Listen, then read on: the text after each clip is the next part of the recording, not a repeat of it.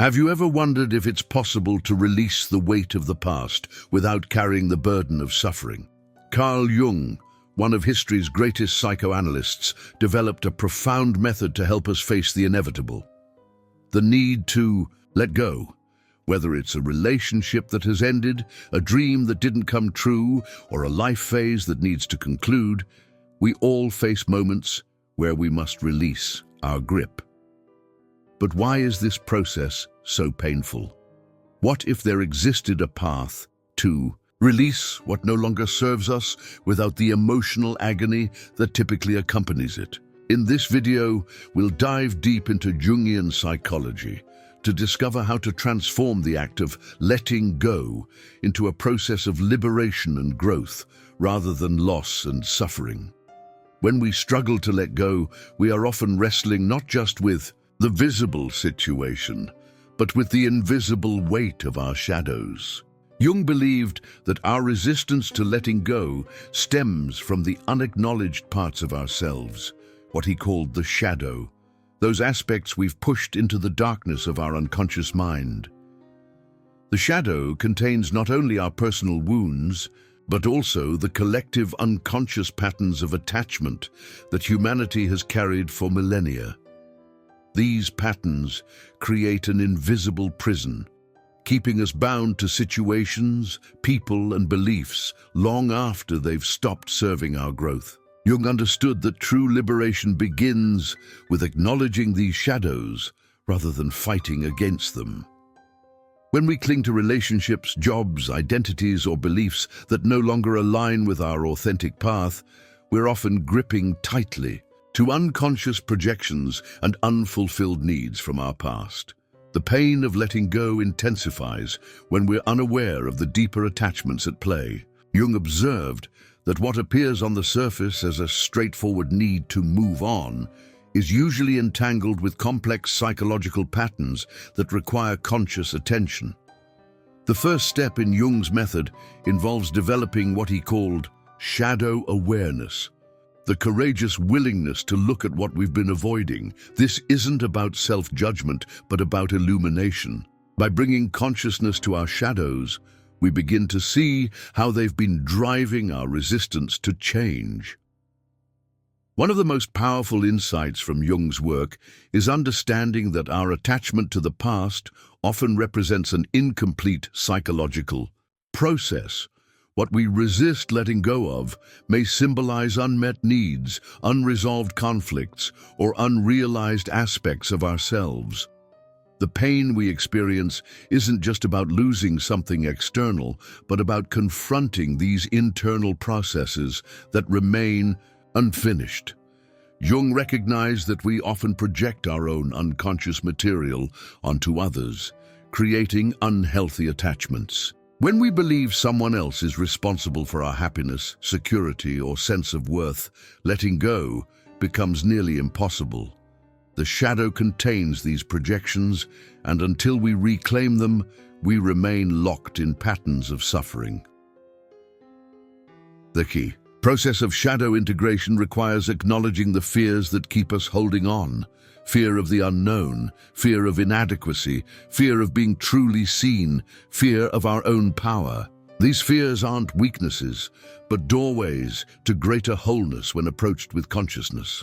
Jung emphasized that the shadow also contains positive qualities we've disowned: our creativity, strength, vulnerability, and capacity for joy. Sometimes, what we resist letting go of is a situation that allowed us to express these qualities in limited ways, while avoiding the responsibility of claiming them fully as our own. The path of shadow work isn't about eliminating these aspects, but transforming our relationship with them. Jung understood that when we bring consciousness to what has been unconscious, we free up enormous psychic energy that was previously locked in resistance and denial. This energy becomes available for new growth and authentic expression. By understanding the psychological dynamics behind our resistance to letting go, we create the foundation for a different kind of release, one that doesn't require suppression or force, but instead flows naturally from greater self-awareness. Jung believed that the shadow, when acknowledged, becomes a source of wisdom rather than suffering. In practical terms, this means taking time to explore our attachments with curiosity rather than judgment. What unconscious beliefs am I holding? About what this situation, person, or identity provides me? What parts of myself have I projected onto this circumstance? What am I afraid might happen if I truly let go? These questions begin the process of bringing light to the shadows that keep us bound. The power of Jung's approach lies in its recognition that letting go isn't about forcing ourselves to move on through willpower alone, but about understanding the deeper psychological structures that maintain our attachments. When we see clearly what has been hidden, the grip naturally begins to loosen, not through struggle, but through insight.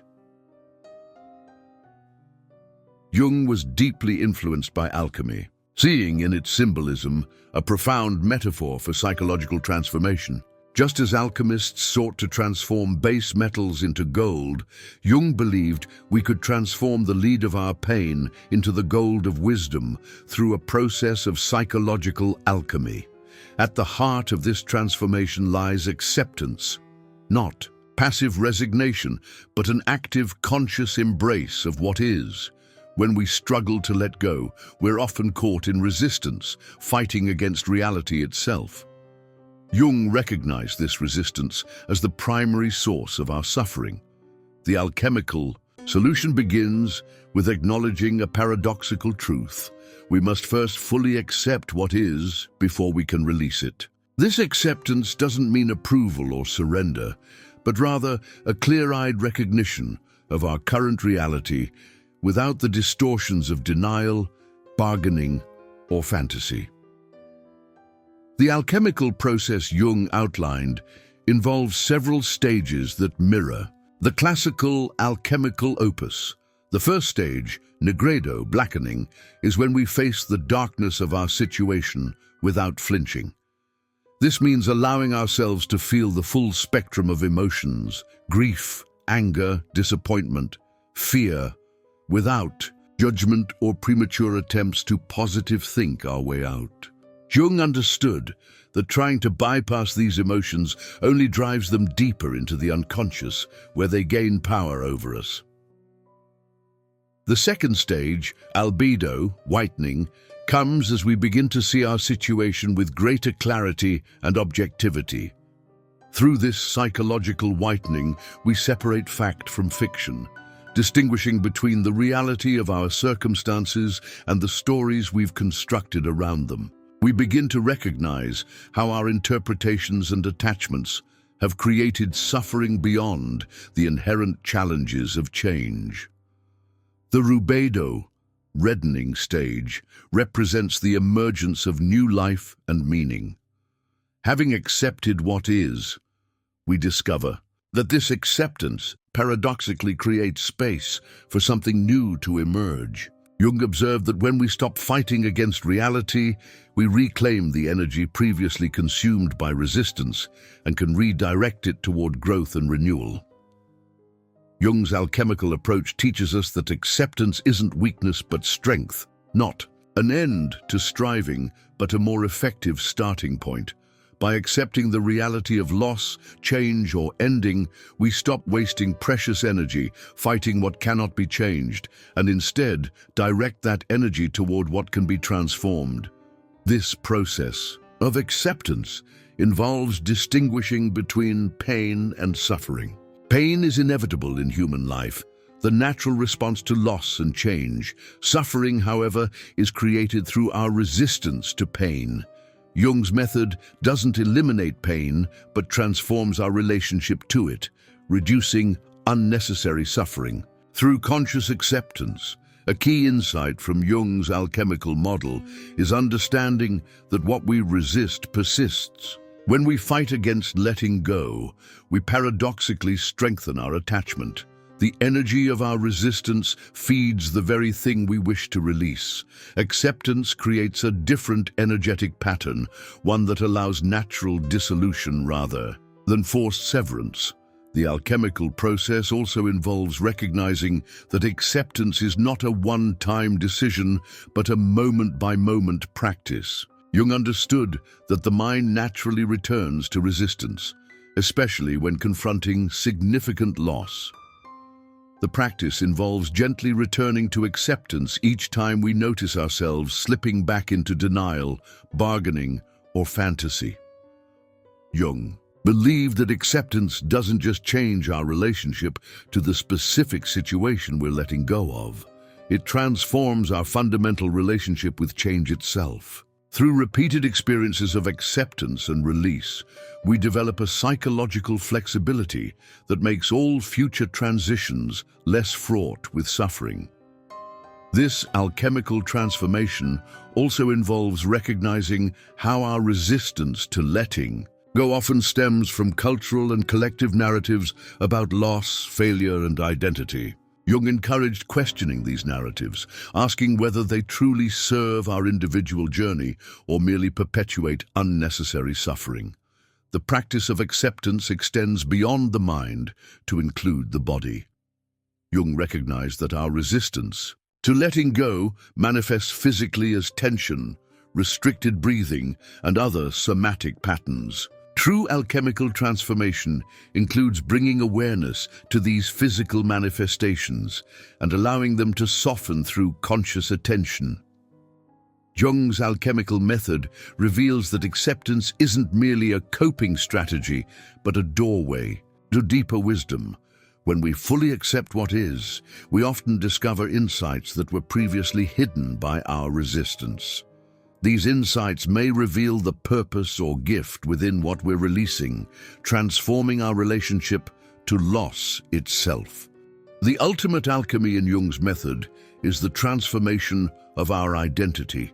When we practice acceptance as a path to letting go, we discover that we are not merely the roles, relationships, or circumstances we're releasing. We are the awareness that can observe all these changes with equanimity. This shift in identity from the changeable to the changeless creates the foundation for letting go without suffering. Individuation stands as one of Jung's most profound contributions to psychology, a concept that offers a revolutionary approach to letting go without suffering. At its core, individuation is the lifelong process of psychological integration, where we gradually become our authentic selves by reconciling the various aspects of our psyche. This journey holds the key to transforming our relationship with attachment and loss. Jung observed that much of our suffering comes from identifying too strongly with particular roles, relationships, or circumstances. When our sense of self becomes entangled with these external elements, letting go feels like losing a part of ourselves. Individuation offers a different perspective, one where letting go becomes not loss, but evolution. The process of individuation reveals that true fulfillment comes not from static attachments, but from continuous psychological growth. Jung recognized that we often cling to situations or relationships because we believe they complete us. This creates a dependency that makes letting go excruciating. Individuation shifts this paradigm by guiding us toward internal wholeness rather than external completion. What makes this approach so powerful is its recognition that letting go isn't about abandonment, but about integration. When we face loss or change, we're not simply discarding parts of our experience, but incorporating their essence into our evolving identity. This integration transforms the pain of separation into the growth of greater wholeness. Jung highlighted that our resistance to letting go often stems from an underdeveloped sense of self. When we haven't fully explored who we are beyond our attachments, loss threatens our very identity. Individuation cultivates a robust sense of self that can withstand the dissolution of external structures without collapsing into suffering. The individuation journey involves recognizing our psychological projections the unconscious process of attributing our own qualities, both positive and negative, to others. When we project parts of ourselves onto people or situations, we create unhealthy attachments that are difficult to release. By withdrawing these projections and reclaiming these aspects of ourselves, we loosen the grip of attachment naturally. Jung understood that individuation isn't about isolation, but about authentic connection. When we develop a stronger relationship with ourselves, we paradoxically become capable of deeper connections with others, connections based on choice rather than need. This transformation makes letting go less traumatic because our sense of self no longer depends on these external relationships. The process also involves recognizing the archetypal patterns that influence our attachments. Jung identified universal patterns in the human psyche, archetypes like the mother, father, hero, and shadow that shape our expectations and attachments. By becoming conscious of how these archetypes influence us, we can distinguish between genuine connection and archetypal projection, making letting go a more conscious process. Individuation teaches us to honor the unique rhythm of our psychological development. Jung observed that we often cling to situations beyond their natural conclusion because we fear the void that might follow. The individuating person recognizes that this void is not empty, but pregnant with possibilities for new growth, a necessary phase in the cycle of psychological development. The journey of individuation also involves developing a relationship with what Jung called the self, the organizing center of the psyche that transcends the conscious ego. As this relationship deepens, our identity becomes less dependent on external circumstances and more anchored in this enduring psychological reality. This shift fundamentally transforms our experience of letting go. Jung emphasized that individuation isn't about perfection, but wholeness.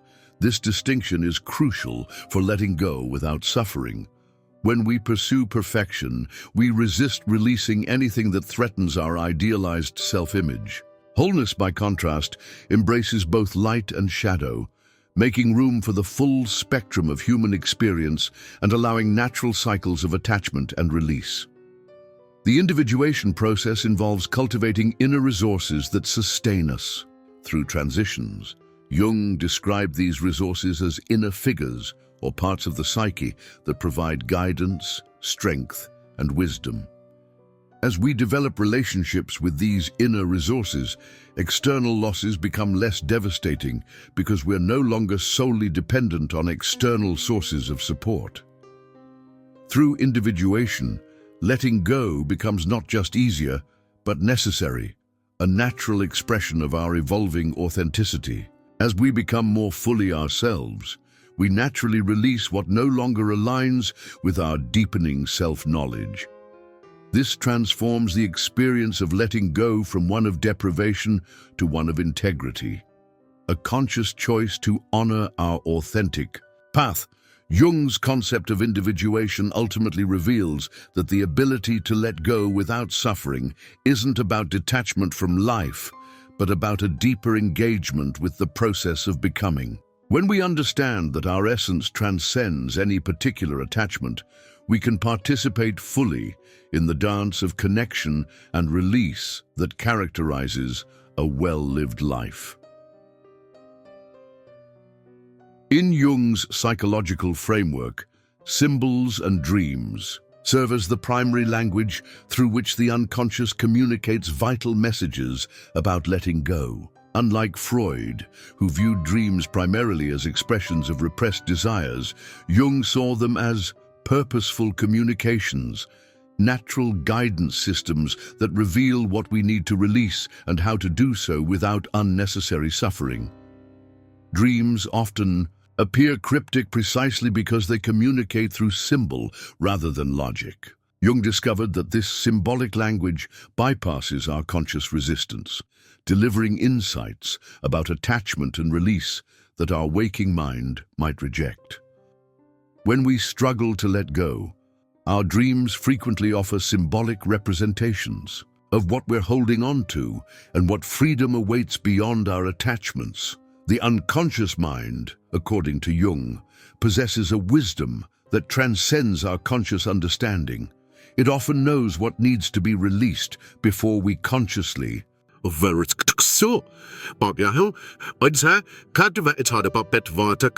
Dreams where structures collapse, where we lose possessions, or where we say goodbye to people are frequently not mere reflections of our fears, but foreshadowing of necessary psychological releases. By paying attention to these symbolic communications, we can align our conscious mind with the natural letting go process already underway in our deeper psyche. Jung emphasized the compensatory function of dreams, their tendency to present perspectives opposite to our conscious attitude. If we consciously cling to a relationship, job, or belief with desperate attachment, our dreams might show us thriving without it or reveal the hidden costs of our attachment. These compensatory messages help restore psychological balance, easing the pain of letting go by revealing what we gain through release. The symbols that appear in our dreams during times of difficult transition often connect to universal archetypal patterns. Jung identified archetypal symbols of transformation that recur across cultures: the death and rebirth cycle, the hero's journey, crossing thresholds, or shedding skins like a snake. These universal symbols connect our personal experience of letting go to the collective human experience, providing deeper meaning and reducing isolation in our struggle. Jung developed active imagination as a technique to engage consciously with the symbolic messages of the unconscious. This process involves focusing on a dream symbol or emotional charge and allowing it to develop into a dialogue or vision while maintaining conscious awareness. Through this method, we can receive guidance about letting go directly from the unconscious, in a form we can understand and integrate. The appearance of certain symbols in dreams often signals readiness for release. Water symbolism frequently relates to emotional transitions. Floods might represent overwhelming emotions that come with letting go, while calm seas might suggest emotional peace after release. Vehicles and journeys commonly symbolize the process of psychological movement, while houses and rooms often represent aspects of the self that are changing or being released. Jung observed that dreams sometimes present a series of progressive images as we work through the process of letting go. Initial dreams might emphasize the pain of separation, while later dreams may reveal new landscapes, unexpected gifts, or meetings with helpful figures. This progression mirrors the psychological journey of release and renewal, providing reassurance that letting go leads to new growth rather than empty loss. The symbolic language of dreams offers unique assistance with particularly difficult releases. When logic and reasoning fail to loosen our grip on painful attachments, dream symbols can bypass these mental defenses, speaking directly to parts of ourselves that exist beyond rational thought. This bypassing often creates the emotional shift necessary for release where intellectual understanding alone has failed. Jung recognized that certain dream figures serve as psychopomps, guides who help us navigate transitions and releases. These figures, whether appearing as known individuals or mysterious strangers, often embody wisdom about letting go that we haven't yet consciously integrated. Engaging with these inner guides through active imagination or dream reflection can provide specific guidance tailored to our unique psychological needs.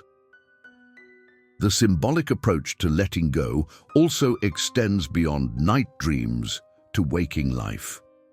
Jung encouraged paying attention to meaningful coincidences, recurring symbols, or charged emotional reactions as messages from the unconscious about what needs release. These synchronistic experiences often provide confirming evidence that the path of letting go, however difficult, aligns with our deeper psychological development.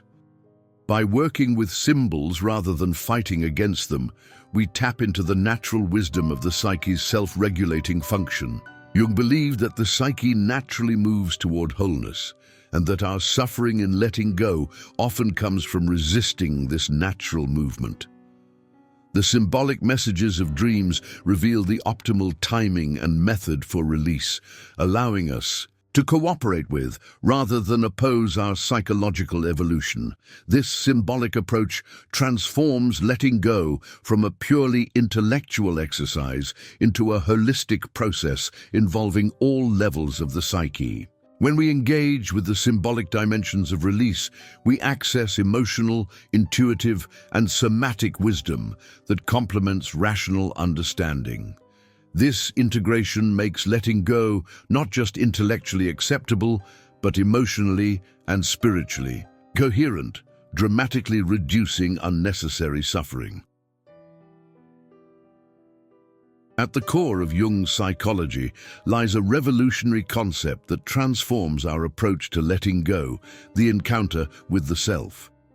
Unlike the ego, our conscious identity, the self represents the totality of the psyche, including both conscious and unconscious elements. Jung discovered that this deeper psychological center holds the master key to releasing attachments without the usual pain such releases entail. The self, as Jung conceived it, transcends the limited perspective of the ego, while simultaneously embracing it. Where the ego identifies strongly with particular roles, relationships, and circumstances, the self maintains a broader perspective that recognizes the temporary nature of all forms. This expanded viewpoint doesn't diminish the importance of our experiences, but places them within a larger context of ongoing psychological evolution. Jung observed that our suffering in letting go often stems from the ego's limited perception, its tendency to equate change with extinction. When we experience life exclusively through the ego, endings feel catastrophic because they threaten our primary source of identity. The encounter with the self reveals an identity that persists through all transformations, dramatically altering our relationship with loss and change. This encounter doesn't happen all at once, but unfolds gradually through what Jung called self-symbols, powerful images that appear in dreams, visions, and synchronistic experiences, representing wholeness and integration. Common self-symbols include mandalas, sacred geometric patterns, wise figures, divine children, or quaternities, sets of 4. These symbols communicate directly to our deeper awareness, bypassing the ego's resistance to letting go.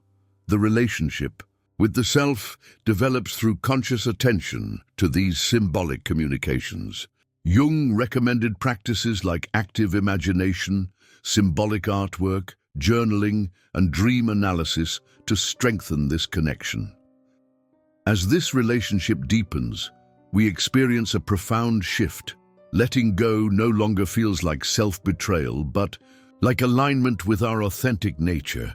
Jung discovered that the self operates according to principles different from the ego. Where the ego seeks permanence and security, the self moves naturally through cycles of creation and dissolution. By aligning with the self's rhythm, we begin to experience letting go not as an isolated trauma, but as part of a meaningful, cyclical process, one phase in an ongoing journey of becoming. The encounter with the self also reveals the compensatory principle, Jung's insight that when we consciously release something, we often receive unexpected gifts from the unconscious. These compensations don't merely replace what's lost, but offer something previously unavailable to us, something aligned with our deeper nature rather than our superficial wants. This principle transforms letting go from deprivation to exchange. Jung emphasized that connecting with the self doesn't eliminate grief or pain, but transforms our relationship with these emotions. From the self's perspective, pain becomes not a punishment to avoid, but information to integrate, a natural response to transition that carries wisdom when fully experienced. This shift allows us to move through pain without becoming trapped. In suffering, the self also provides guidance about what to release and what to retain. Jung noted that many people struggle not only with letting go, but with discerning what actually needs release. The ego, with its fear-based attachments, makes a poor judge of necessity. The self, with its orientation toward wholeness, provides clearer direction through intuitive knowing, synchronistic events, and symbolic communications. This relationship with the self creates psychological resilience, the capacity to bend without breaking through life's inevitable losses. Jung observed that people with a strong connection to the self demonstrate remarkable adaptability in the face of change, not through denial, but through a deeper trust in the wisdom of the psyche's natural processes. The encounter with the self also reveals the purpose behind necessary releases. Jung discovered that what appears as meaningless loss from the ego's perspective often serves a teleological function, moving us toward greater wholeness and authenticity. This sense of purpose doesn't eliminate pain, but infuses it with meaning, substantially reducing suffering. Jung's approach ultimately reveals that letting go without suffering doesn't come from techniques of detachment, but from the profound realization that what we truly are cannot be lost. The self, as the enduring center of the psyche, remains stable through all external changes. As our identity shifts from exclusive identification with the ego to a living relationship with the self, letting go becomes not an aberration, but a natural expression of our psychological evolution. Jung's concept of synchronicity, meaningful coincidences that cannot be explained by cause and effect, offers a powerful framework for navigating the process of letting go. Unlike conventional thinking that views coincidences as random events, Jung recognized them as instances where the inner psychological world and the outer physical reality momentarily align, creating signposts for our journey of release and renewal.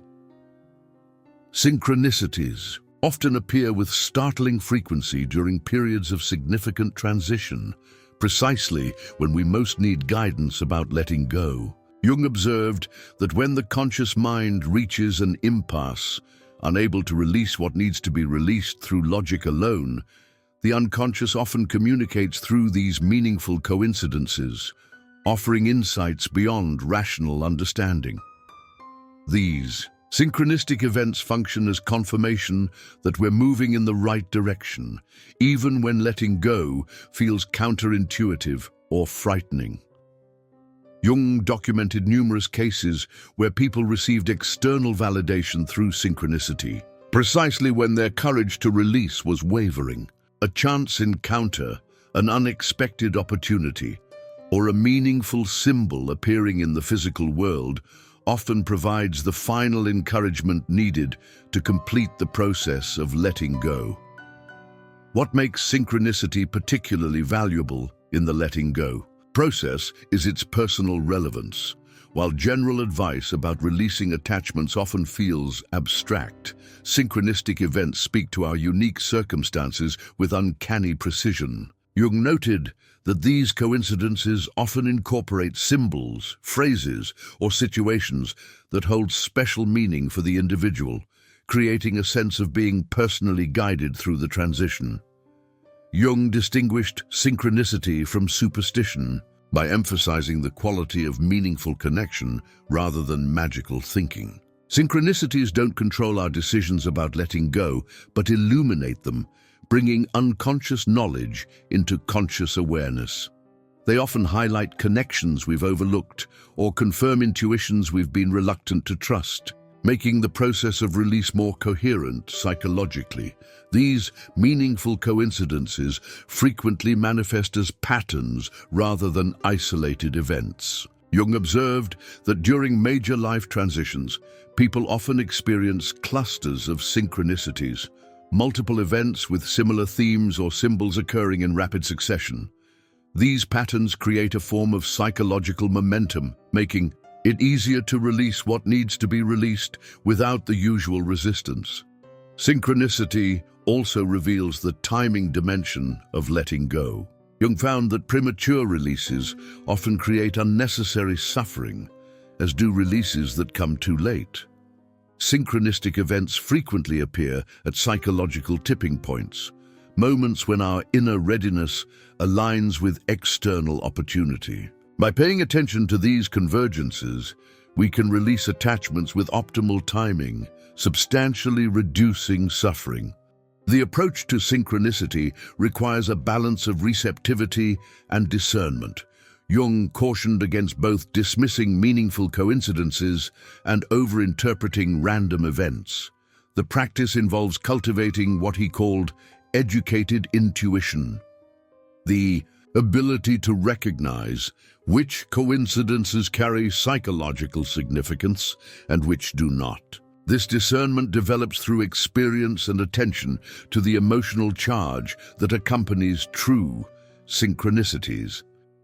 Jung discovered that synchronicity often reveals the purposeful nature of what appears as loss.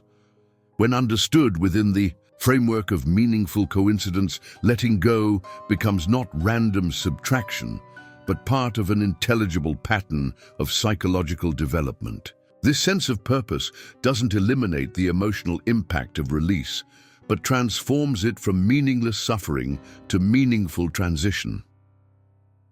The recognition of synchronicity also creates psychological openness, a state of receptivity to possibilities beyond our conscious planning. Jung observed that people who acknowledge synchronistic guidance develop greater comfort with uncertainty, recognizing that the next step often becomes clear only after we've released our grip on the previous one. This comfort with not knowing dramatically reduces the anxiety that commonly accompanies letting go. Synchronicity also challenges the illusion of separate self that makes letting go so painful. Jung noted that meaningful coincidences reveal connections between inner and outer self and world that transcend conventional boundaries. This experience of interconnection helps dissolve the sense of isolation that often intensifies suffering during times of release and transition. The synchronistic approach ultimately transforms the very meaning of letting go, from loss to participation in a larger pattern of becoming. When viewed through the lens of meaningful coincidence, release becomes not an ending, but a turning point in an ongoing dialogue between consciousness and the deeper currents of life. This perspective doesn't deny the reality of pain, but infuses it with significance, substantially reducing the suffering that comes from resistance to life's natural cycles of attachment and release.